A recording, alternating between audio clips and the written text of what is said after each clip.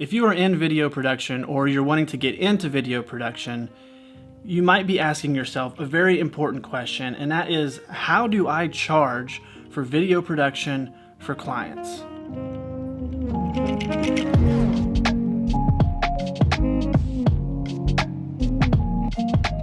Hey guys, my name is Curtis Crow and I own and operate Crowbird Creative, a video production and marketing company located in southern Indiana. In this video, I'm going to break down how I charge for video production. I'm going to talk about how I've charged in the past and then compare that to how I currently charge for most video production projects.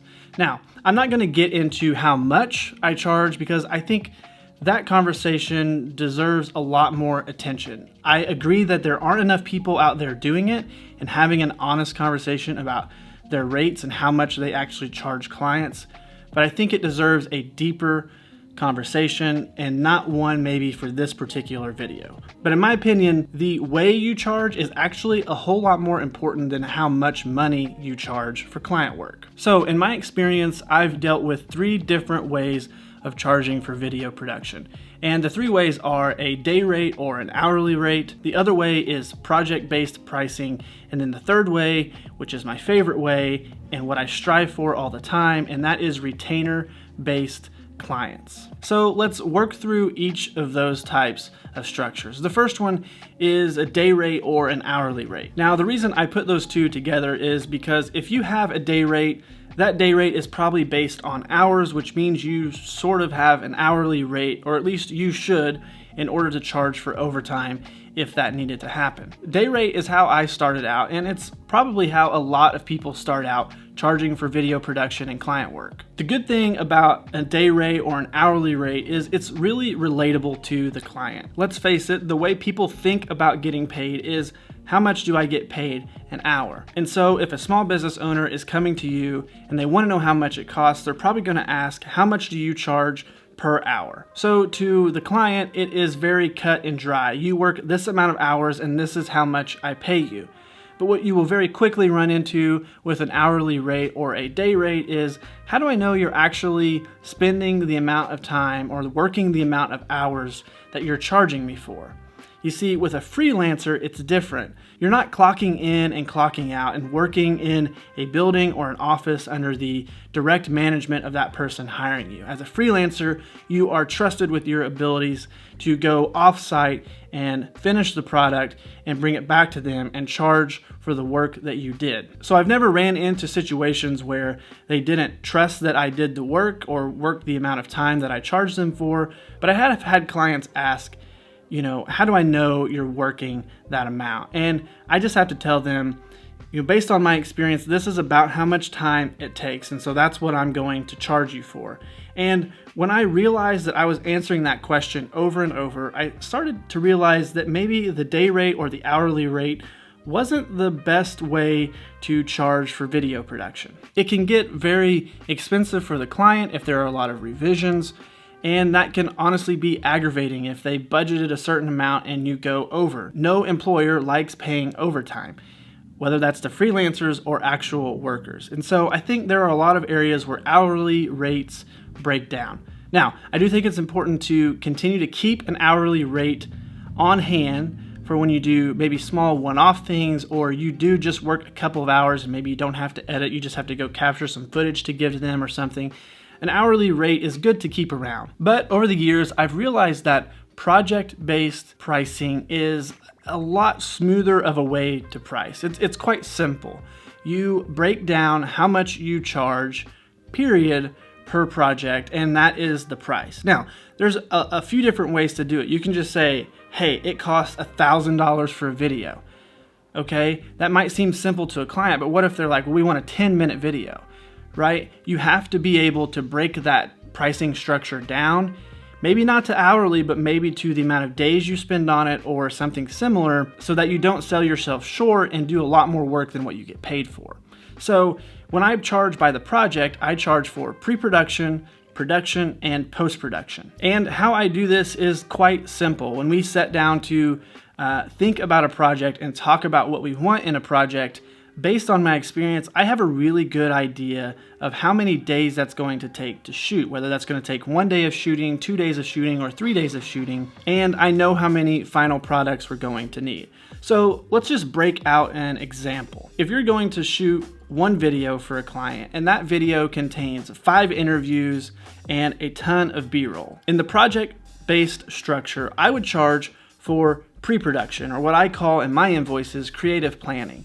And so that is my time and my experience over the years of coming in and how to organize a project and develop good ideas, brainstorm good ideas, and organize those thoughts so that we're ready to shoot. So I charge for that because that is a skill that I've learned over the years. And then I charge per day for production. So typically 1 day will be filled with shooting interviews, and then the other day will be filled with shooting B-roll. That's 2 days of production. So far we have 1 creative planning and 2 days of production, or actually filming. And then I have 1 cost for post-production on each video. So that means 1 total cost to edit that 1 video. That post-production cost includes my time to organize and back up the footage and archive all that footage. It includes my time, of course, editing all the footage. It includes my costs in revision and the software that I use, Frame.io, shout out. I'll definitely make a video about them one day. But Frame.io, is the software I use for post-production, and it's a fantastic revision software and delivery software. And that costs money, and it gets more expensive with the more clients you have. And so that cost is built in as well. So there's 1 cost for post-production. So to break it all down, 1 cost for pre-production, which I call creative planning, a cost per day of production or filming, and then a one-time cost for post-production. And that post-production cost includes everything that would go into it. And my invoices break down individually in the line item what all is included in that cost. It's not just pre-production, production, post-production, and then here's your cost and that's it. Like, I get very detailed in the breakdown. So I found that clients really like this way of pricing. One thing that I love about it is it guarantees me a certain amount per video. I don't really say, oh, well, you don't need a ton of production, so we'll cut that cost down. No, if I show up with all of my gear and all of my experience using that gear and the investment I made into that gear, and to ensure that if something happens to this gear, it's paid for, this is what it costs for me to show up. So you may not be to that point yet, but you will get to that point, and you need to start thinking, what level am I on now and what should I charge for that? So that's how I break down a video in the project-based pricing structure. The next pricing structure is honestly a mixture of everything, and that is a retainer-based cost. This is by far my favorite way to price for video production, and it's because it builds a partnership with the client. I'm not a big fan of transactional relationships with clients where we do one project and we make it and it goes well and that's kind of it. They don't need anything else, they don't want anything else. And maybe that one video of theirs doesn't even have a super long shelf life, and although it was worth it, like they paid what it was worth, you still feel like, man, they only got to use that video for a little bit. I wish I could do more work for them. And this is when I start to introduce the retainer-based partnership to my clients. So a retainer, in short, is just a consistent income each month, meaning I'm going to charge you this amount of money per month, and then within that is a set amount of deliverables. So for me, a freelancer, essentially, a retainer is like a salary. It's consistent income that I get each month. Now, I have to work for that income. It doesn't just come in without me doing anything, but part of a retainer is that not each month is going to have the same amount of work involved. Sometimes there are less items that need to be delivered per month than another month, but then there are months that have more work that needs to be done. That's the beauty of a retainer. That consistency is not only good for your income as a freelancer, it's also great for businesses and their budget. They love being able to budget out 6 months to 12 months in advance and say, we know exactly how much we're going to spend on video production or whatever services you're providing. I will say that I love it. I make almost $5,000 a month alone on retainers, and then other project-based stuff and web design stuff is all icing on the cake. I've built up relationships with clients that are going to carry forward into the future and help my business have a nice sturdy ground to build on. building a business as a freelancer is really tough if you're just doing large projects here and there. You know, I would say one of the negatives to a retainer base is you probably in the long run make a little less money per project, so to say, but I value the consistent flow of income more than I value the amount of income. Now, I'm not selling myself completely short. It's not like I don't hardly make any money. It's not like I'm giving things away at half cost or anything, but in the long run, I probably do make a little less money because I value that consistency and I value that partnership more so than I value the dollar based on that one project. So I hope you learned some stuff from this video. If you have any questions, let me know in the comments and I would be glad to try and answer them. I've learned a lot about pricing over the years, and hopefully I can talk about how much to charge. I can maybe talk about how much I charged in the beginning versus where I'm at now, and talk about how I leveled up to that point.